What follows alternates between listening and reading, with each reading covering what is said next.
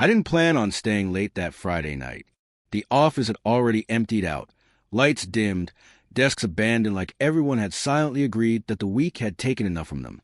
I was packing my bag when I heard laughter echo down the hallway, the loud, careless kind that usually means someone's pretending they're okay.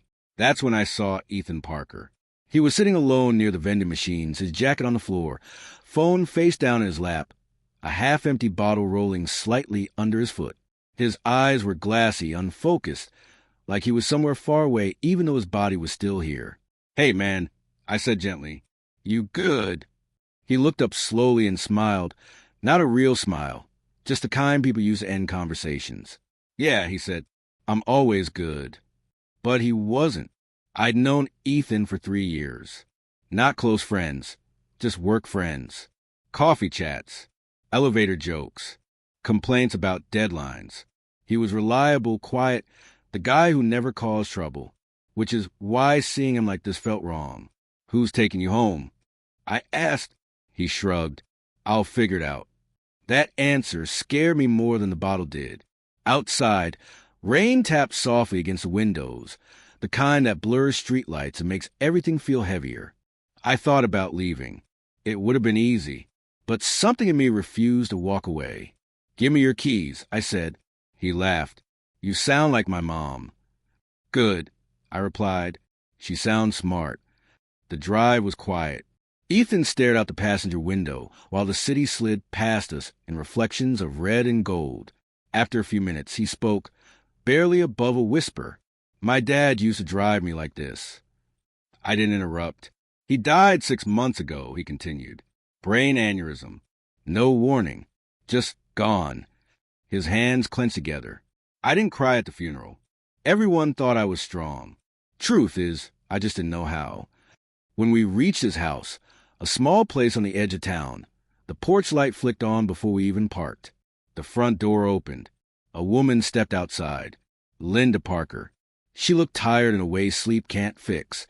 But the moment she saw Ethan, relief washed over her face like she'd been holding her breath all night. "Oh, thank God," she said, rushing forward. Together, we helped him inside. She wrapped him in a blanket, brushed his hair back like he was still a child, then turned to me with trembling hands. "Thank you," she said. "You have no idea what tonight could have been." I started to say it was nothing, but she shook her head. "No," she said firmly. "It was everything." She told me the truth while Ethan slept on the couch. He had been drinking more, sleeping less, avoiding home, avoiding feelings, avoiding grief. She said, "I already lost my husband. I can't lose my son, too." Her voice cracked. "I don't know how to help him anymore." I stayed longer than I planned. We drank coffee in the kitchen while the clock ticked loudly on the wall. She showed me old photos. Ethan fishing with his dad, laughing with his arms slung over his shoulder. "He hasn't smiled like that since," she said. Before I left, she took my hand. "You reminded me tonight that kindness still exists," she said. "Please don't disappear from his life." I promised I wouldn't. Monday morning, Ethan showed up early. He looked exhausted, but clear, present.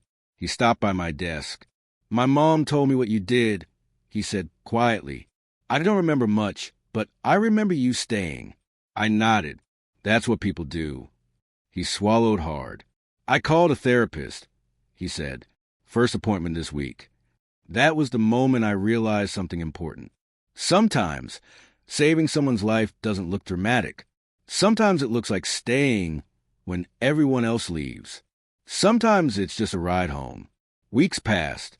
Ethan changed, slowly, imperfectly, honestly. Some days were better than others. Some days were heavy. But he talked. He showed up. He fought. One evening, I got a message from an unknown number. "Thank you." He laughs again. "Linda." I sat in my car for a long time after reading that. We think kindness has to be big to matter. But the truth is it's the smallest moments, the ones nobody posts about, that change everything. And I'll never forget the night I chose not to walk away. Thank you for watching Classic Stories. Don't forget to like, comment, and subscribe for more stories that remind us how powerful compassion truly is.